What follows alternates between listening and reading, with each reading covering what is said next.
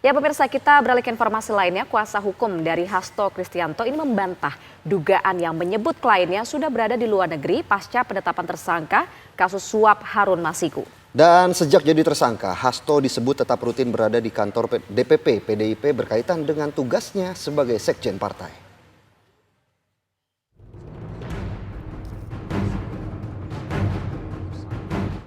Sejak keberadaannya dicari awak media, pasca ditetapkan tersangka, Sekjen PDI Perjuangan Hasto Kristianto muncul lewat rekaman video.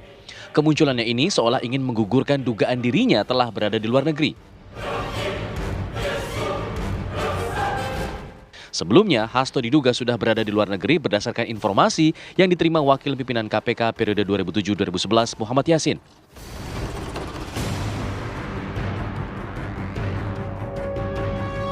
Jangan sampai orang itu pergi ke luar negeri, sulit untuk ditemukan, seperti itu. Makanya terjadi pencegahan untuk bepergian ke luar negeri. Ini saya dengar ini yang bersangkutan sedang berada di luar negeri. Bantahan Hasto pergi ke luar negeri juga disampaikan kuasa hukumnya Yohanes Tobing. Dalam acara Apa Kabar Indonesia Pagi TV One, Jumat 27 Desember 2024, Yohanes mengaku baru bertemu dengan Hasto untuk keperluan pendampingan hukum. Yohanes bahkan menyebut Hasto tetap rutin berada di kantor DPP PDIP berkaitan dengan tugasnya sebagai sekjen partai. Kita sampai semalam ketemu kok.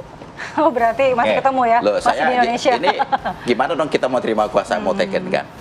Oh kan ada kan. Jadi artinya Pak Hasto ini kan karena Pak Hasto ini adalah sekjennya partai, motor penggerak partai. Jadi memang harus selalu ada di kantor lah, ada di DPP. Jadi artinya kita mengharapkan juga, mendorong juga ketika memang harus dipanggil kapan. Ini dalam waktu dekat kita akan menerima surat panggilan untuk diminta keterangan kan.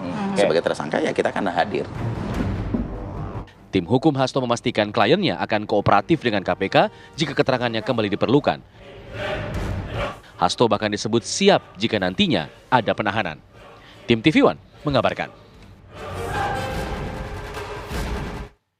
Sementara itu, Sekjen PDI Perjuangan Hasto Kristianto akhirnya buka suara menanggapi status tersangka terhadap dirinya oleh KPK dalam kasus Harun Masiku. Menurut Hasto, ini merupakan bagian dari konsekuensi atas sikapnya yang dilakukan selama ini. PDIP sebagai partai yang menjunjung tinggi supremasi hukum juga menghormati keputusan KPK. Setelah penetapan saya sebagai tersangka oleh KPK, maka sikap dari PD Perjuangan adalah menghormati keputusan dari KPK. Kami adalah warga negara yang taat hukum. PD Perjuangan adalah partai yang menjunjung tinggi supremasi hukum.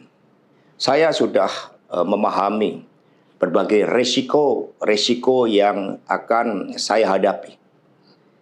Maka sebagai murid Bung Karno, saya mengikuti apa yang tertulis di dalam buku Cindy Adam ini. Inilah kitab perjuangan saya. Dan seluruh kader-kader PD Perjuangan sekarang memasuki tahap bab 9. Di mana Bung Karno ketika mendirikan PNI, prinsip yang dipegang adalah non-cooperation. Demi cita-cita Indonesia merdeka, demi rakyat berdaulat bisa berserikat, berkumpul dan menyampaikan pendapatnya, maka penjara pun adalah suatu jalan dan bagian dari pengorbanan terhadap cita-cita. Itulah nilai-nilai yang diperjuangkan oleh seluruh kader PD Perjuangan. Ya, Sekjen PDI Perjuangan Hasto Kristianto masih belum diketahui keberadaannya usai Komisi Pemberantasan Korupsi atau KPK resmi menetapkannya sebagai tersangka dalam kasus suap bersama-sama Harun Masiku. Lantas kapan KPK akan memeriksa Hasto? Kami akan ajak Anda untuk bergabung dengan rekan kami Alvin Syahputra yang saat ini berada di gedung KPK Jakarta. Selamat siang Alvin, sesuai dengan pertanyaan saya tadi, kapan rencana KPK akan memanggil Hasto?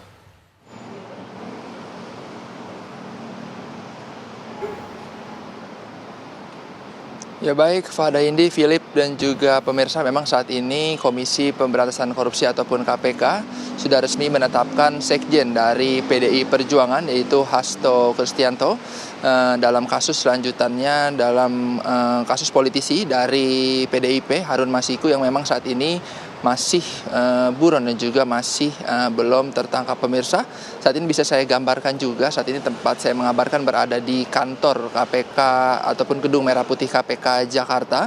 Memang untuk situasi saat ini dari awak media kami juga masih berkumpul dan juga menunggu nantinya untuk informasi terupdate terkait kapan pemanggilan dan juga pemeriksaan dari Sekjen PDI Perjuangan, yaitu Hasto Kristianto. Memang untuk saat ini kantor dari KPK sendiri juga terpantau agak sepi dari biasanya, yang dimana tadi juga kami sudah menghubungi juru bicara dari KPK, yaitu Tessa Mardika. Memang namun masih belum ada informasi terkait tanggapannya ataupun informasi terkait kapan rencana dari pemanggilan dan juga pemeriksaan dari Sekjen PDI Perjuangan, yaitu Hasto Kristianto. Memang KPK juga saat ini menurut informasi melarang dari Sekjen PDI Perjuangan, yaitu Hasto Kristianto, dan juga mantan Menteri Hukum dan HAM Yasona Lawli untuk berpergian ke luar negeri, yang dimana memang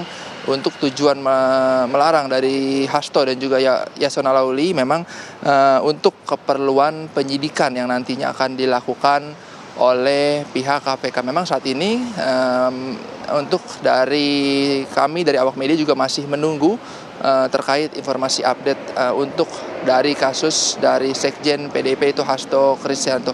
Memang tadinya juga kuasa hukum dari Hasto juga menyangkal bahwa Hasto sedang tidak berada di luar negeri dan memang masih berada di Indonesia. Dari menurut untuk video yang juga ditayangkan saat Hasto memang berada di kantor dari DPP PDIP Perjuangan. Memang untuk dari kemarin memang dari Hasto sendiri juga sudah membuat video pendek terkait tanggapannya setelah dirinya ditetapkan sebagai tersangka oleh KPK dalam kasus Harun Masiku. Memang dalam video pendek tersebut Hasto juga menyebutkan bahwa PDIP sangat menghargai keputusan dari KPK yang menjadikan dirinya tersangka, dan juga nantinya Hasto akan taat kepada hukum yang berlaku, di mana memang nama Hasto ditetapkan menjadi tersangka setelah dilakukannya proses ekspos perkara pada 20 Desember yang lalu, dan nantinya kami akan terus mengupdate kepada Anda terkait kapan pemanggilan dan juga pemeriksaan kepada Hasto. Demikian Fada ini dan juga Philip, kembalikan ke studio. Baik, terima kasih atas informasinya. Alvin Saputra mengabarkan langsung dari Gedung Merah Putih KPK. Ya pemirsa, pihak PDI Perjuangan ini seperti mencium aroma politisasi dalam penetapan Hasto Kristianto sebagai tersangka dalam kasus suap Harun Masiku. Tentunya aroma politis dalam penegakan hukum disebut bisa dilihat dari sudut pandang apakah ada pihak-pihak yang diuntungkan dari kasus ini.